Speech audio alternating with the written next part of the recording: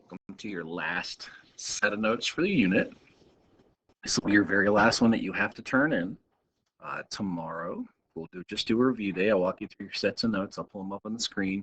Not your PowerPoints, mind you. You can always go back and look at those if you wanted to, but you can always see those at a later time. But instead, I'll walk you through your note set tomorrow. And then Thursday, I'll give you a day off. Thursday, really study day, not really a day off. Please don't take it as such. And then Friday's your day to take a test. Do not wait to take your test. Take it on Friday and be done with it. I don't want any extensions on it because I'm going to take 10 points off for each day that people don't do it.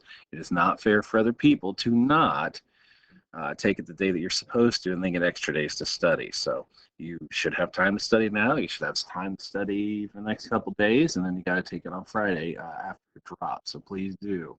You will have to sign a little waiver. Make sure you don't cheat, because amazingly, people who haven't turned in anything or even their note sets are now acing their vocabulary quizzes. So that kind of tells me something. So I really hope you're just studying, but we know what reality is. So hopefully you're not going to cheat on this stuff. So anyways, besides that, again, you're going to want to make sure that you watch all the way through the video. It's not long today. It's only like 15 points or so.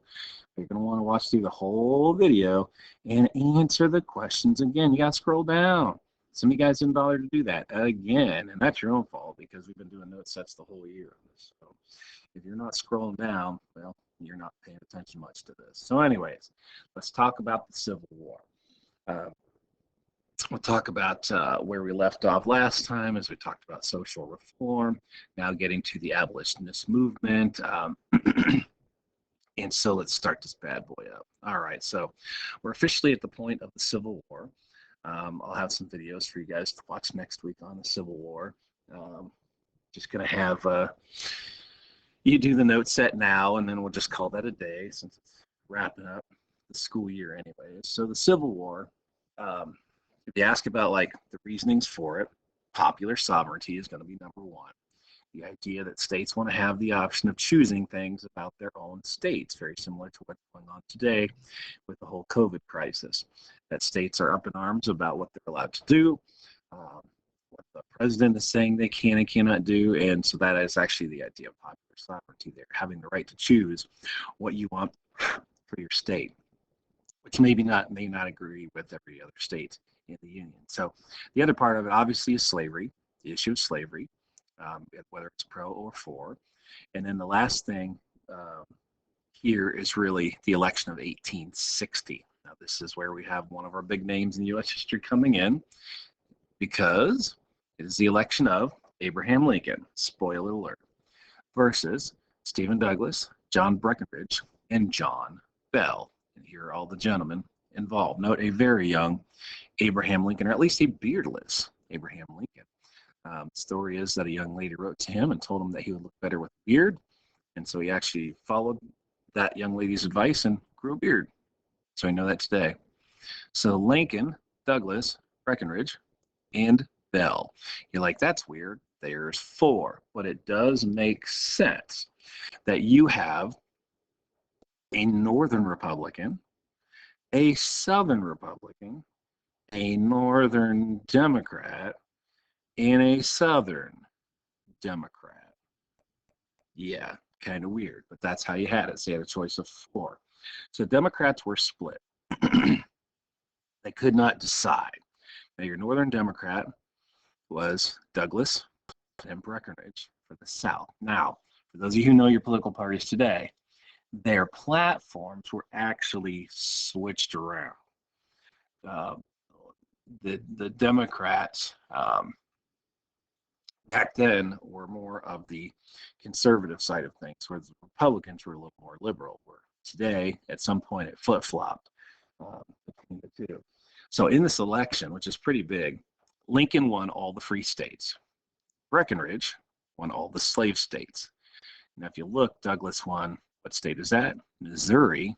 Why do you think he won Missouri? It's his home state, correct. So the other ones up top, except for New Jersey was split for whatever reason, and he did win 3 of those 7 votes there. But Lincoln ends up winning the North. Breckinridge ends up winning the slave states down below, and Bell had a little bit of showing here and kind of what we call the buffer states in between. Bell won 4, Douglas wins Missouri. In the end, Lincoln only won 40% of the popular vote, but enough electoral votes, electoral votes. And that's what we talked about before with these numbers.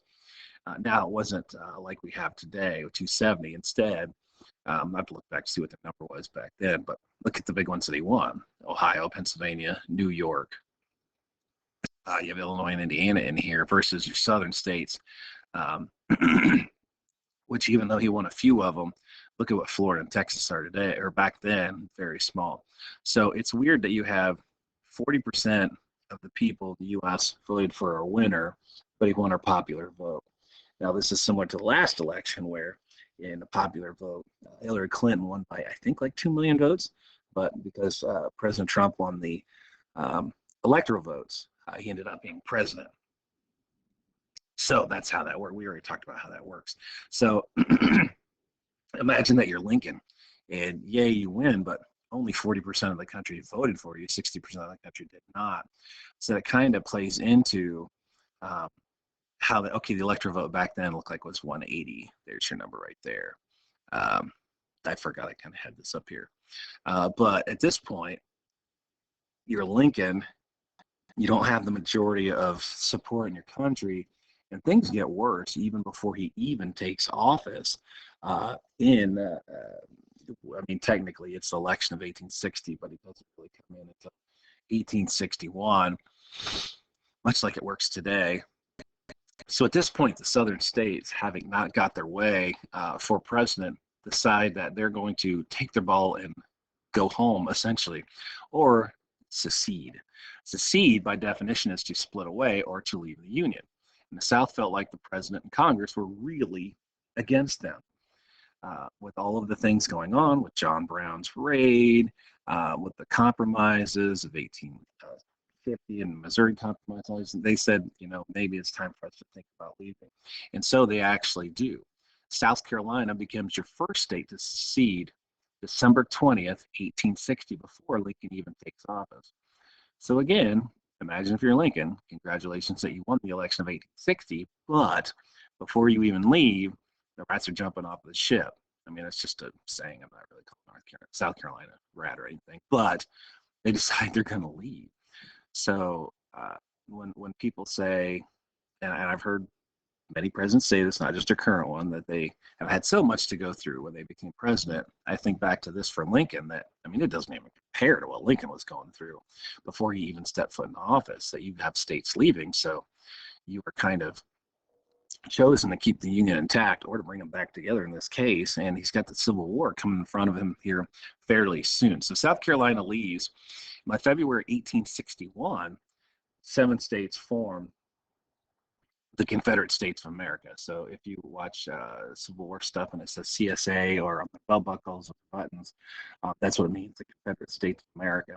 So again, this is still before Lincoln takes office, because he didn't take office until March. And so now 7 states have left. They've formed their own country essentially, and they named their own president, a guy named Jefferson Davis. It's just piling up on Lincoln's plate. You already noticed that he's got quite the battle in front of him. I'm not talking the Civil War yet, but now, yikes, you have quite a bit of the country leaving, forming their own country, and naming their own president because they're upset with how the election actually went, among other things. And so thusly, we get towards the Civil War. Now, none of those things prior to this start the Civil War. They're just causes, collectively, of what the Civil War would be. So, March 14th, 1861, Abraham Lincoln becomes president of the United States. Finally takes office. Already has all these things stacked up on top of it. And so, like any president does, when they are elected and sworn in, he gives an inaugural speech. In that inaugural speech, he told the South to be careful of splitting. Now, this is not a threat. If you ever look back at Lincoln's quotations and sayings, he was very hesitant on some of these decisions. His bottom line was that he wanted to keep the country intact. And he wanted to bring the Union, or sorry, the Southern states back in. That's what he wanted to do. So when he's saying to be careful of splitting, he's not saying, well, if you split, you're going to get it. Instead, he's saying, think about what you're doing. Think about what you're doing to our country. You're not begging them to do it, but just to really think about what they're doing beforehand. And so lastly, even before we do lastly, your secret word of the day that you put clearly under the content statement is meow. Yes, meow, like a kitty cat would say. Put it under your content statement. I caught several people yesterday who didn't do that, so it tells me you're not watching the whole video. Meow under the content statement. Anyways, all right, so the last straw. Oh, by the way, in this picture, this is Lincoln's inaugural speech. This is in front of the Capitol building, which is actually getting worked on time period, finished actually at the time period of the Civil War. Here's Lincoln up top in the, I don't think I got my little pointer on. There we go. Here's Lincoln up top, and then down below, actually no, switched it. Here's Lincoln down below giving a speech to a bunch of people, except there's no PA system. So good luck hearing all that. And then up here is John Wilkes Booth. This is well before Lincoln assassinated, but Lincoln Booth once again is behind Abraham Lincoln. And well, if you don't know the story, I won't spoil it, I guess. So anyways, the last straw to the Civil War is Fort Sumter. So South Carolina leads their own part of a new country. They're the Confederacy. And so you have this fort here, which looks like it's hanging out in the ocean. It's pretty close to the ocean. It's like right beside it, but still on land.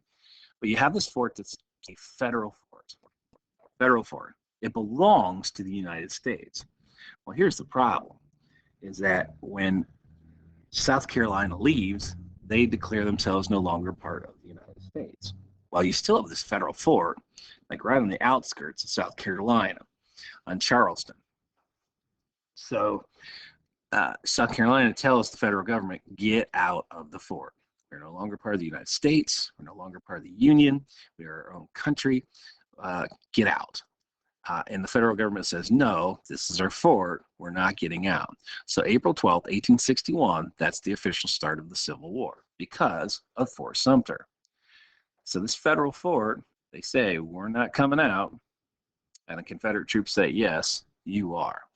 And so a little skirmish, I wouldn't quite call it a battle, but a skirmish takes place. And I think I read somewhere where no one died except for a cow.